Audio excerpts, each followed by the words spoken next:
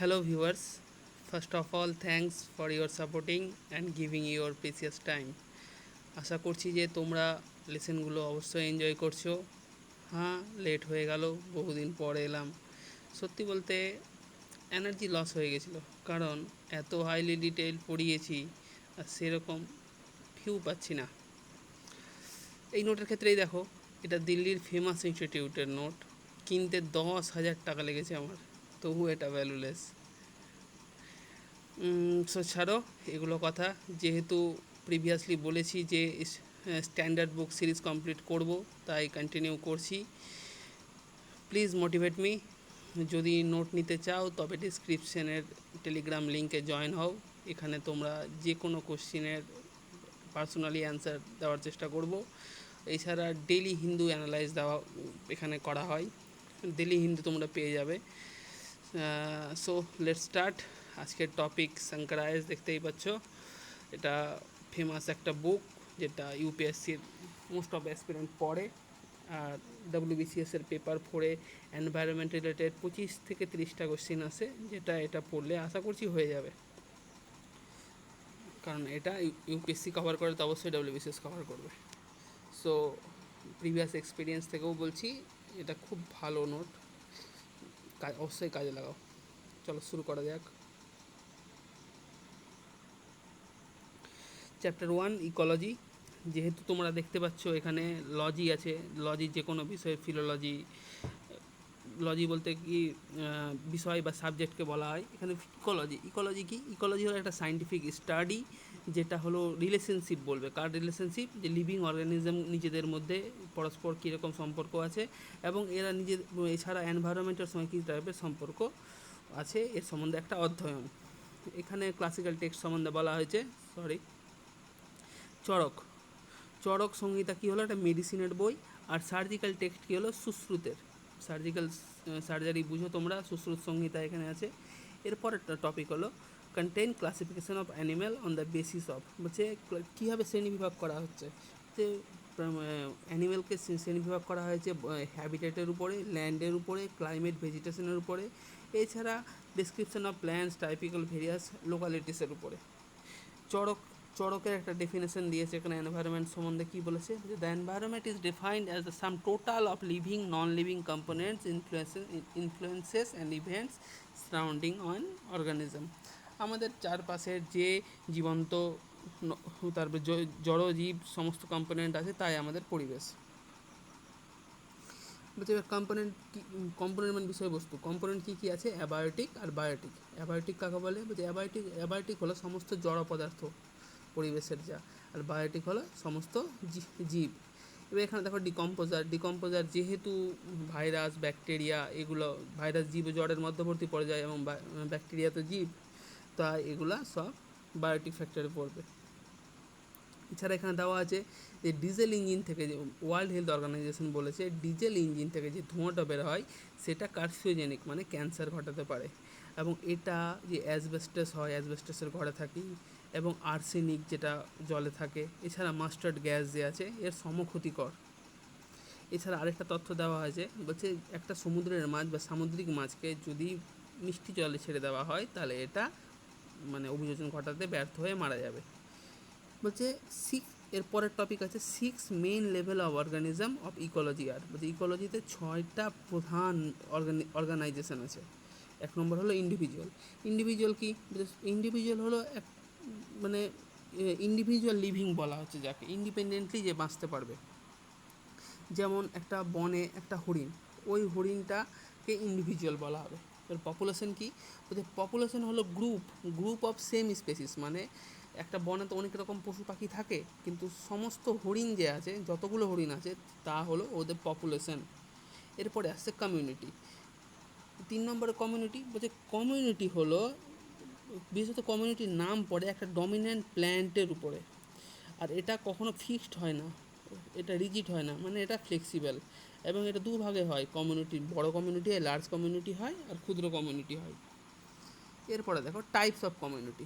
বলছে size, degree of relative independence, মানে আকৃতি এবং নির্ভরতার ইন্ডিপেন্ডেন্সের উপর নির্ভর করে একে দুভাগে ভাগ করা যায়, একটা মেজর কমিউনিটি এ নম্বর, আর বি নম্বর হলো মাইনর কমিউনিটি।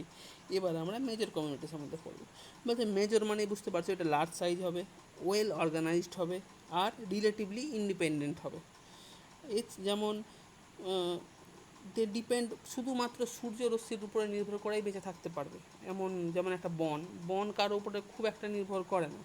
কিন্তু এবার মাইনর কমিউনিটিতে দেখো, বলছে মাইনর কমিউনিটি হলো বলছে ডিপেন্ডেন্ট অন নেবারিং কমিউনিটি, বা অন্যান্য যে আশেপাশে যে কমিউনিটি আছে ওর উপরে নির্ভর করবে, তাই এগুলোকে সোসাইটি বলা হয়। এখন সোসাইটি কাকে বলে? মাইনর কমিউনিটিকে সোসাইটি বলে। আর বলছে secondary aggregation not there for completely, বলছে এটা কখনো সম্পূর্ণভাবে স্বাধীন নয়। উদাহরণ হিসাবে বলা হয়েছে যে গরুর গোবরের উপরে একটা লাইকেনের স্তর। বলছে যেহেতু লাইকান ইন্ডিপেন্ডেন্টভাবে বাঁচতে পারে না, গোবরের উপরে নির্ভর করতে হয়, তাই এটা হলো minor community. The characteristic pattern of the minor community is term as structure. বলছে যে এই কমিউনিটির চারিত্রিক বৈশিষ্ট্যকে স্ট্রাকচার বলা হচ্ছে। আর এর বিভিন্ন রোল থাকে, ভেরিয়াস পপুলেশনে থাকে, range, type of area, diversity of species, সমস্তর উপরে রোল থাকে। এরপরে আসছে ইকোসিস্টেম। ইকোসিস্টেম কি? মানে ইকোসিস্টেম হলো স্ট্রাকচারাল অ্যান্ড ফাংশনাল ইউনিট। কিসের ইউনিট? বায়োস্ফিয়ারের। এটা কিভাবে তৈরি হয়? বলছে বিভিন্ন রকম community, living being, physical environment, বলছে পরিবেশ এবং বিভিন্ন কমিউনিটির জীবজন্তুরা নিজেদের মধ্যে যে পারস্পরিক ক্রিয়া প্রতিক্রিয়ার ফলে এটা তৈরি হয়। বলছে কী কী অন্তর্ভুক্ত? Plant, tree, animal, fish, bird, micro organism, water, soil, people. বলছে ইকোসিস্টেমকে তখনই হেলদি বলা যাবে যখন ওর মধ্যে সমস্ত উপাদান ব্যালেন্সে থাকবে এবং মানে বংশ বিস্তার করতে সক্ষম হবে। এবার কী কী কম্পোনেন্ট আছে? কম্পোনেন্ট বলছে অ্যাবায়োটিক অফ নন লিভিং, মানে জড় পদার্থ, আর বায়োটিক অফ লিভিং কম্পোনেন্ট মানে জীব, দুই ভাগে ভাগ করা যায়। অ্যাবায়োটিক কী কী পড়ছে? বলছে ইনঅর্গানিক আর and non living part of the, বলছে যে সমস্ত জিনিস ইনঅর্গানিক আছে, মানে যেমন প্রোটিন, ফ্যাট, এগুলো না, এই যে ক্যালসিয়াম, ম্যাগনেসিয়াম, ইনঅর্গানিক। এছাড়া জড় পদার্থকে, বিশ্বের সমস্ত জড় পদার্থ অ্যাবায়োটিকও পড়ে, যেমন soil, water, air, light, energy, volcano, oxygen, nitrogen. Most important determinants, এটা খুব ইম্পর্ট্যান্ট ডিটারমিনেন্টস মানে কি বলবো? ডিটারমিনেন্টস ডিকশনারি খুলে দেখে নিবা। এরপরে আসছে এনার্জি। বলছে এনার্জি কোথা থেকে পাই? পৃথিবীর তোর সমস্ত এনার্জি সান থেকে পাই। আর এনার্জি ডিটারমাইন করে যে ডিস্ট্রিবিউশন, যে প্রাণী কত দূর থেকে, এভারেস্টের কত উচ্চতা থেকে সমুদ্রের কত গভীরতা পর্যন্ত যে প্রাণী থাকবে, বাঁচতে পারবে, তা এনার্জির উপর ডিপেন্ড করে। এরপরে কি আছে? রেইনফল। দেখতে পাচ্ছ যেমন রেইনফল যেখানে যেখানে রেইনফল কম ওখানে মরুভূমির সৃষ্টি হচ্ছে, ওখানের জীবজগতের প্রভাব। যেখানে রেইনফল চরম বেশি, রেইন ফরেস্ট সৃষ্টি হচ্ছে, ওখানকার ডাইভার্সিটি চরম। এরপরে আসছে টেম্পারেচার। বলছে টেম্পারেচার হলো critical factor of the environment. বলছে এটা প্রচুর প্রভাব ফেলে প্রাণীদের বেঁচে থাকার উপরে। বলছে অর্গানিজম, কোনো জীব একটা লিমিট পর্যন্ত টেম্পারেচার টলারেট করতে পারে, তারপর বেশি হয়ে গেলে বা কম হয়ে গেলে মারা যায়। এরপরে আসছে অ্যাটমসফিয়ার। অ্যাটমসফিয়ারে 21% অক্সিজেন আছে, 78% নাইট্রোজেন, 0.038 থাকে, কোথাও কোথাও 6 থাকে, এটা ভ্যারি করে, কিন্তু 0.03 পরে 6 বা 8 যাই থাক ওটাই কার্বন ডাইঅক্সাইড। এছাড়া 0.93 আদার গ্যাস থাকে, যার মধ্যে আর্গন ও নিয়ন বেশি। এছাড়া সাবস্ট্র্যাটাম কি বলছে? মাটিতে মাইক্রোব, মানে ওই যেগুলা অণুবীক্ষণ যন্ত্র দিয়ে যে সমস্ত আণুবীক্ষণিক জীব দেখা যায় তাদেরকে মাইক্রোব বলে। এছাড়া প্রোটোজোয়া, ছত্রাক এবং স্মল অ্যানিম্যাল, যেটা অমেরুদণ্ডী মাটির উপরে ছড়িয়ে থাকে, তাকে কি বলে? সাবস্ট্র্যাটাম। এরপরে আসছে ম্যাটেরিয়ালস। বলছে ম্যাটেরিয়ালকে দুই ভাগে ভাগ করা যাচ্ছে, একটা অর্গানিক আর একটা ইনঅর্গানিক। অর্গানিক ম্যাটেরিয়াল কী কী? Protein, carbohydrate, lipid. এছাড়া মানুষের অন্যান্য সাবস্টেন্সগুলা অর্গানিক কম্পোনেন্ট। আর ইনঅর্গানিক কি? বলছে carbon dioxide, water, sulphur, nitrate, potassium যা আছে সমস্ত ইনঅর্গানিক। এরপরে আসছে ল্যাটিটিউড আর অ্যালটিটিউড। বলছে ল্যাটিটিউড প্রচুর স্ট্রং ইনফ্লুয়েন্স ফেলে। যেমন তোমরা দেখতে পাবা যে যত ল্যাটিটিউড হাই হবে, মানে 0 থেকে উপরের দিকে যাবে, 90 হাইয়েস্ট আছে, তত টেম্পারেচার কমতে থাকবে। এবং তত আস্তে আস্তে প্রাণীর বা জীবের হার কমতে থাকবে। যেমন নর্থ পোলে শুধু বিয়ার, পেঙ্গুইন এগুলোই দেখা যায়, কিন্তু আবার জিরোতে দেখো রেন ফরেস্ট যেখানে আছে এখানে হিউজ বায়োডাইভার্সিটি দেখা যায়। সেম জিনিস অ্যালটিটিউডের ক্ষেত্রেও হয়, কারণ হিমালয়ের নিচের দিকে আমরা প্রচুর প্রজাতির জীব দেখতে পাই, কিন্তু উপরের দিকে একটা বরফ থাকে এবং বরফের নিচে উদ্ভিদও থাকে না, যে ঘাস লাইকেন এগুলোই থাকে। এরপরে আসছে বায়োটিক কম্পোনেন্ট। বলছে বায়োটিক কম্পোনেন্ট এর মধ্যে কী কী পড়ে? প্ল্যান্ট পড়ে, অ্যানিমেল পড়ে, মাইক্রোব পড়ে। এবার বায়োটিক কম্পোনেন্টকে ভাগ করা আছে প্রাইমারি প্রডিউসার। প্রাইমারি প্রডিউসার কি? যেকে অটোট্রপ বলে, মানে যারা নিজের খাদ্য নিজে উৎপাদন করতে পারে। আমরা জানি বেশিরভাগ উদ্ভিদকেই বলা হয় ফটোসিনথেসিস বা সালোকসংশ্লেষের মাধ্যমে এরা খাদ্য উৎপাদন সক্ষম। এছাড়া কিছু মাইক্রোব আছে যারা এই কাজটি করতে পারে। বলছে স্থলভূমিতে বা স্থল ইকোসিস্টেমে প্রডিউসার যারা খাদ্য উৎপাদন করে এরা বেসিক্যালি হার্বাসিয়াস হয় এবং এরা উডি প্ল্যান্ট হয়, কিন্তু জলজ উদ্ভিদে দেখা যায় ভেরিয়াস স্পেসিস অফ মাইক্রোস্কোপিক অ্যালেগি।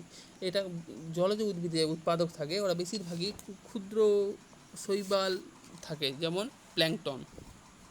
এরপরে চলে আসছে কনজিউমার। কনজিউমারকে অপর ভাষায় বলা হয় হ্যাটেরোট্রপস বা ফ্যাগোট্রপস, মানে যারা অন্যের উপরে নির্ভরশীলভাবে বেঁচে থাকে। এরপরে আসছে, একে ভাগ করছে ম্যাক্রো কনজিউমার আর মাইক্রো কনজিউমার হিসাবে। ম্যাক্রো কনজিউমার কোনটা? বলছে যারা প্ল্যান্ট বা অ্যানিম্যাল দুটোর উপরেই নির্ভর করে বেঁচে থাকে। আর একে দুই ভাগে ভাগ করা যায়, একটা সেকেন্ডারি আর একটা কার্নিভোরাস। সেকেন্ডারি কনজিউমার হলো যারা প্রাইমারি কনজিউমারকে ডিরেক্ট খায়, এবং কার্নিভোরাস হলো যারা টার্সিয়ারি কনজিউমার, সর্বোচ্চ, যেমন সিংহ। একটা বনের মধ্যে সব থেকে উচ্চ খাদক হলো সিংহ, ওকে আর কেউ খায় না। আর ওমনিভোরাস মানে সর্বভুক, যারা হলো বোথ প্ল্যান্ট অ্যান্ড অ্যানিম্যাল দুটোই খাচ্ছে। এরপরে চলে আসো মাইক্রো কনজিউমারে। মাইক্রো কনজিউমারকে স্যাপোট্রপস বা ডিকম্পোজার বা অসমোট্রপস বলে, মানে বিয়োজক, ব্যাকটেরিয়া, ফাঙ্গি। এটা যখন কোনো প্রাণী বা উদ্ভিদ মারা যায় তার শরীরের যে ইনঅর্গানিক নিউট্রিয়েন্টস থাকে তার রিলিজ হয় এদের দ্বারা, এরা খেয়ে পচিয়ে জিনিসটাকে মাটিতে বা প্রকৃতিতে পুনরায় ফিরিয়ে দেয়। উদাহরণ হিসাবে কি বলছে? কেঁচো। এবার ক্লাসিফিকেশান অফ ইকোসিস্টেম। বলছে ইকোসিস্টেমকে ভাগ করা যায় ন্যাচারাল ইকোসিস্টেম। এবার ন্যাচারাল ইকোসিস্টেম সম্বন্ধে বলা হয়েছে, দেখো বলছে টেরেস্ট্রিয়াল মানে স্থলজ, ফরেস্ট হয়, স্থলে কী কী থাকে? ফরেস্ট থাকে, গ্রাসল্যান্ড থাকে, ডেজার্ট থাকে। আর জলে কী থাকে? অ্যাকোয়াটিকে ফ্রেশ ওয়াটার, মিষ্টি জল, স্যালাইন ওয়াটার, নোনা জল বা মেরিন ওয়াটার বা সামুদ্রিক। নোনা জল মানে ওই সম্বর হ্রদ ট্রদ যে আছে, আর মেরিন ওয়াটার মানে সামুদ্রিক। এবার ইকোটোনটা খুব ইম্পর্টেন্ট।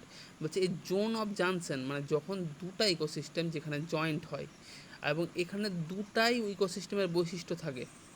আর এটাকে যেমন উদাহরণ হিসেবে ম্যানগ্রোভ বলছে, ম্যানগ্রোভে সমুদ্র এবং স্থলের দুটাই বৈশিষ্ট্য থাকে।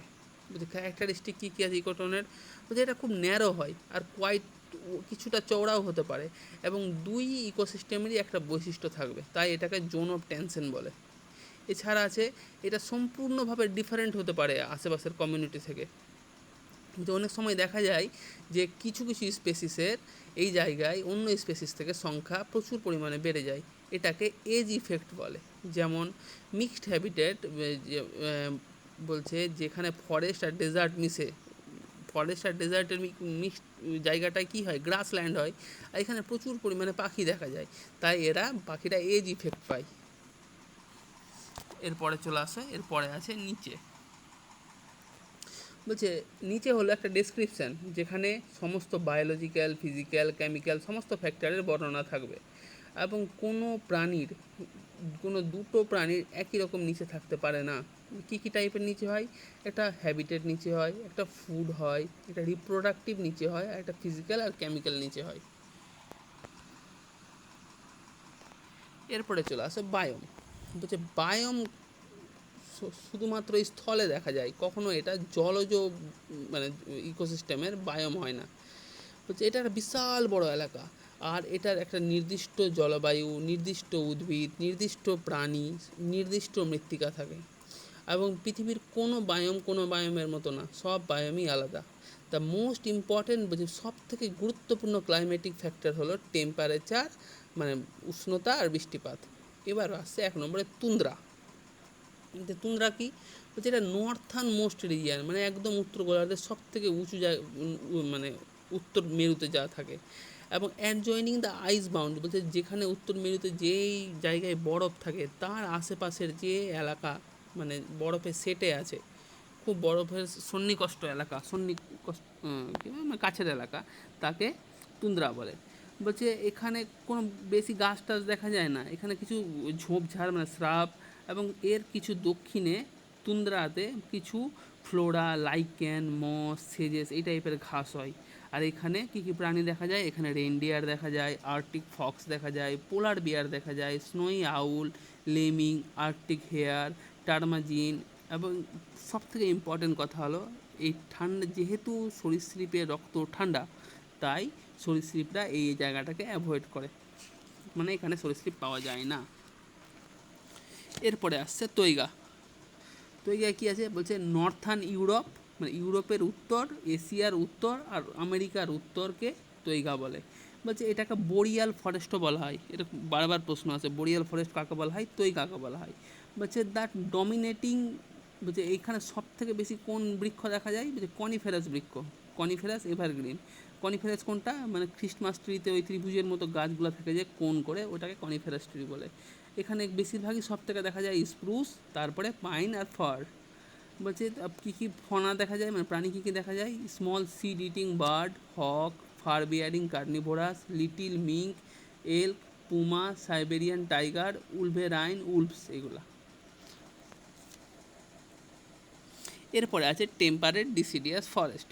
বলছে টেম্পারেট ডিসিডিয়াস ফরেস্ট কি বলছে, এক্সটেন্ড অফ, বলছে এটা সেন্ট্রাল আর সাউথার্ন, মানে উত্তর ইউরোপ হয়ে গেল, এবার মধ্য ও দক্ষিণ ইউরোপ, উত্তর পূর্ব আফ্রিকা, আমেরিকা, পশ্চিম চায়না ও নিউজিল্যান্ডে দেখা যায়, এবং জাপানেও দেখা যায়। বলছে এখানে মডারেট এভারেজ টেম্পারেচার থাকে এবং প্রচুর পরিমাণে বৃষ্টি হয়, এবং সব থেকে বেশি প্রোডাক্টিভ এগ্রিকালচার। দেখো সব তো বড়লোক দেশ আছে, তাই সব থেকে বেশি এগ্রিকালচার প্রোডাকশান এখানেই হয়, কারণ এখানে প্রচুর পরিমাণে বৃষ্টিপাতও হয় এবং টেম্পারেচারটাও এভারেজ। এখানে কী কী হয়, বীচ, ওক, ম্যাপেল, চেরি, এগুলো গাছ আছে। এছাড়া মেরুদণ্ডী এবং অমেরুদণ্ডী প্রাণীরা এখানে সহজে বসবাস করতে পারে। এবার আছে ট্রপিক্যাল রেইন ফরেস্ট। বলছে ট্রপিক্যাল রেইন ফরেস্ট কোথায় থাকে, ট্রপিক্যাল রেইন ফরেস্ট থাকে ইকুয়েটোরিয়াল রিজিয়নে, মানে নিরক্ষীয় অঞ্চলে। এখানে প্রচুর টেম্পারেচার, যেহেতু নিরক্ষীয় অঞ্চলে সূর্যকিরণ সর্বদা বছরের 365 দিন লম্বভাবে পড়ে, তাই প্রচুর টেম্পারেচার থাকে সারা বছর, এবং এই জন্য প্রচুর পরিচলন বৃষ্টিপাত হয়। বলছে ট্রপিক্যাল রেইন ফরেস্ট 7% আছে মাত্র পৃথিবীর এলাকার, আর 40% বৃক্ষ এখানে দেখা যায়। আর ট্রপিক্যাল রেইন ফরেস্টের বৈশিষ্ট্য হলো মাল্টিপল স্টোরে, এর মানে বিভিন্ন রকম একতলা, দুতলা, তিনতলা বন দেখা যায়। বলছে ব্রড লিভড এভারগ্রিন ফরেস্ট, বড় পাতার চিরসবুজ বৃক্ষ। বলছে most animal and epiphytic plant. Epiphytic plant কোনগুলা, বলছে এপিফাইটিক প্ল্যান্ট হলো ওই প্ল্যান্ট যে প্ল্যান্ট মানে পরজীবী যাকে বলে, গ্রো হার্মলেসলি আপন অ্যানাদার প্ল্যান্ট, অন্য বৃক্ষের উপরে ক্ষতি না করে যে মানে বেড়ে ওঠে। এছাড়া আছে কি, এরপরে আছে সাভানা। যে সাভানা কাকে বলে, বলছে সাভানা হলো ট্রপিক্যাল রিজিয়ান। দেখো সাভানা আর স্টেপের মধ্যে বিশাল একটা ডিফারেন্স আছে। মেন স্টেপ সাধারণত বর্ষাকালে ওই যে তৃণভূমির জন্ম হয় তাকে স্টেপ বলে, কিন্তু সাভানা বছরের সবসময় থাকে, আর এটা ট্রপিক্যাল রিজিয়নে থাকে, এবং আফ্রিকা গ্রাসে দেখা যায়, আফ্রিকার গ্রাসগুলোকে সাভানা বলে। এবং এখানে কি দেখা যায়, ছড়িয়ে ছিটিয়ে বৃক্ষ, হিউজ ঘাস, এবং ফায়ার রেজিস্টি ঝোপঝাড়, থর্নি, কাঁটার ঝোপঝাড়গুলো থাকে। এখানে সাভানা যেহেতু বিশ্বের সবথেকে বড় চারণভূমি, তাই এখানে সমস্ত রকম যারা ঘাস খায় সমস্ত রকম চারণ পশু দেখা যায়, এবং এই পশুকে উপরে যারা নির্ভর করে বেঁচে থাকে তারাও এখানে লায়ন, চিতা, হায়না, মঙ্গুস সবাই থাকে। এবার হলো গ্রাসল্যান্ড। গ্রাসল্যান্ড মানে তৃণভূমি।